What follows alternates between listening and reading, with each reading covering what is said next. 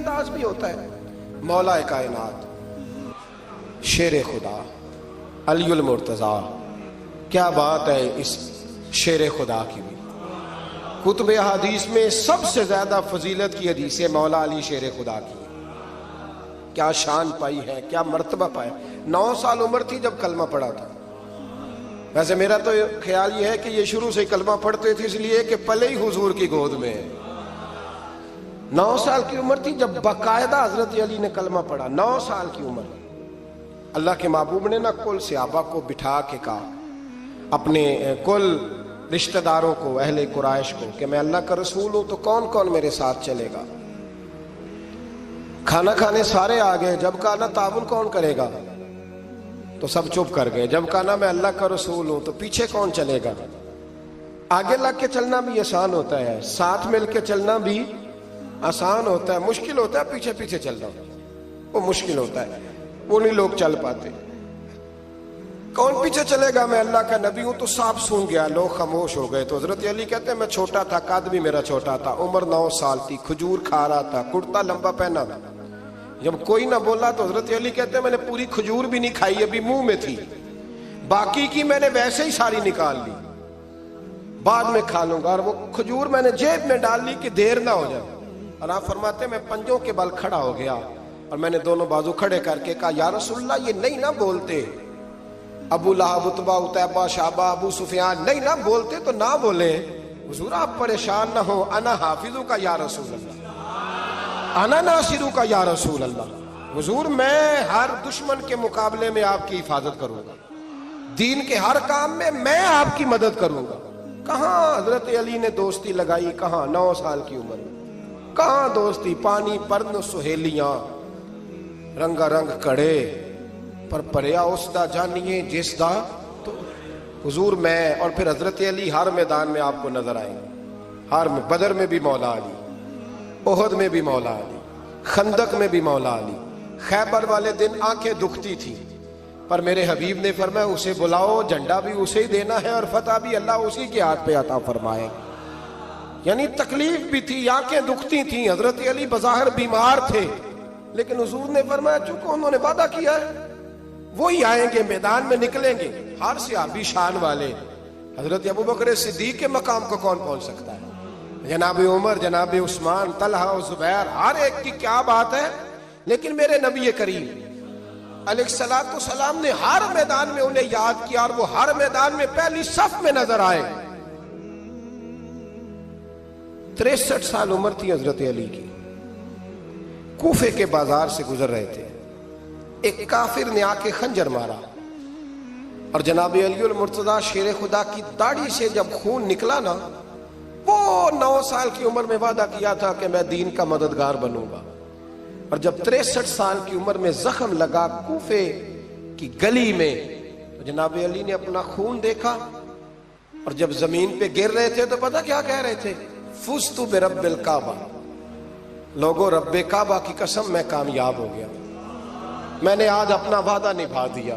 لے سجنا اسا توڑ نبھائی، لے سجنا اسا توڑ نبھائی تے جان دتی راہ تیرے. ختم ہو گئی بات. لے او سجنا اسا توڑ نبھائی. عشق لگا سی کھیڈاں کھیڑ دی لو تے پھر مینوں کھیڈاں بھول گئیاں. میں کجل پایا سی یار دے ویکھنے، پھر وہ دی یاد وچ روندیاں ہی ڈول گئیاں. تے حیدر شاہ اس گلی کدے بھی نہ رول دی پر ہن تے رول گئیاں. تے بلے شاہ دی او جانے سانو اپنی توڑ نبھا لیندے. عزیزو یاد رکھو اللہ رسول سے رشتہ نا ہر لمحہ نبھاؤ. میں نے جمعے والے دن بھی کہا تھا کہ مجھے سمجھ نہیں آتی کہ شب برات کو لوگ رو رو کے دعا مانگتے ہیں. میں نے معراج شریف کی رات زیادہ دعا نہیں منگائی. میں کہتا ہوں کہ اتنا مسلمان ساری رات رو رو کے دعا مانگتا ہے تو سویرے کرپشن تو پھر بھی نہیں ختم ہوتی. توبہ کا ترجمہ یہ ہے کہ پچھلے گناہوں پہ شرمندہ ہوں تو آئندہ نہ کرنے کا وعدہ کرتا ہوں. یہ توبہ ہے. یہ بولیے. آپ دیکھیں نا ہر مسجد میں رش ہے، اللہ کا فضل ہے. ہم تو ویسے چھوٹے لوگ ہیں لیکن الحمدللہ تعالی یہاں بھی کوئی جگہ نہیں بیٹھنے اٹھنے کی. لیکن کیا یہ رسم ہے کہ استغفر اللہ رو رو کے دعا مانگی اور سویرے اسی طرح جھوٹ بولنے کا ارادہ چھوڑا ہی نہیں، فریب چھوڑا ہی نہیں؟ یہ کوئی رسم ہے؟ یہ کوئی ایکٹنگ کرنے آئے ہیں مسجد میں؟ ایک دستک دے رہا ہوں، آپ کو سمجھا رہا ہوں۔ توبہ کا مطلب یہ ہے کہ آج کے بعد جھوٹ نہیں بولوں گا، آج کے بعد غیبت نہیں کروں گا، آج کے بعد حرام نہیں کھاؤں گا، کسی مسلمان کو تکلیف نہیں دوں گا، ماں باپ کو نہیں ستاؤں گا، کسی کی عزت کو نہیں اچھالوں گا۔ یہ توبہ کا معنی ہے۔ لیکن ساری رات روتے رہے اور سویرے پروگرام یہ ہے کہ دکان پہ جاؤں گا تو جھوٹ بولوں گا، کم ناپوں گا، کم تولوں گا، تو یہ توبہ ہے؟ دیکھیں نا، مجھے پتہ چل جائے کہ ایک بندہ میرے سامنے آ کے کھڑا ہوا ہے پر وہ جھوٹا ہے، وہ میری تعریفیں کر رہا ہے پر جھوٹا ہے، مجھے غصہ آئے گا کہ نہیں آئے گا؟ لیکن اللہ رسول کی بارگاہ میں ساری رات رو رو کے ہائے ہائے کرنا، سویرے پھر وہی پروگرام۔ میرے رسول کریم نبی رحمت علیہ السلام، مکے کا زمانہ اسلام پر غربت تھی، کمزوری تھی۔ قبیلہ زبید کا ایک شخص مکے آیا، زبیدی، ایک مکے میں منڈی لگتی تھی، اس کا نام تھا حضورہ۔ یہ جو حضورہ منڈی تھی، اس منڈی پر ابو جہل کا قبضہ تھا۔ آج کل تو نہیں قبضہ ہوتا منڈیوں پر کسی کا، حضورہ نامی منڈی پہ نا ابو جہل کا قبضہ تھا۔ اونٹ بڑے خوبصورت تھے، شاندار تھے۔ اس نے کہا میں نے بولی دینی، ابو جہل نے اعلان کیا خبردار کوئی بولی نہ دے۔ بڑی دور تھا قبیلہ زبید، وہ آدمی واپس لے جا نہیں سکتا تھا، مجبور ہو گیا۔ ابو جہل کہنے لگا چوتھا حصہ قیمت دوں گا اور اونٹ تمہیں دے کے جانے پڑیں گے، یعنی اگر لاکھ کے ہیں تو 25,000 کے دو۔ بندہ بڑا پریشان ہوا، چودھریوں سے بات کی تو کہنے لگے بدماش بڑا ہے، ہم شریف لوگ ہیں، شریف اور بزدل میں، بزدلی کو شرافت کا نام نہ دو، پکی بات کر رہا ہوں، شریف اور بزدل میں شریف ضرور بنو پر بزدل نہ بنو۔ جی ہم جی شریف لوگ ہیں جی، وہ کیا مطلب؟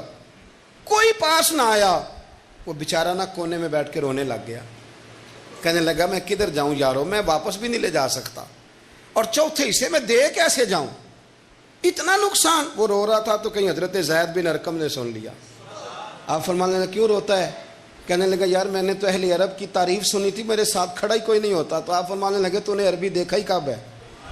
اگر کائنات کا حسین و جمیل عربی دیکھنا ہے تو جا حرم مکہ میں بیٹھا ہے، مکھ چند بدر شاہ شانی ہے تے متھے چمک دی لاٹ نورانی، کالی زلف تے اکھ مستانی، مخمور اکھی ہیں مد بریاں سبحان اللہ، ما اجمل کا ما احسن کا ما اکمل، کتھے مہر علی۔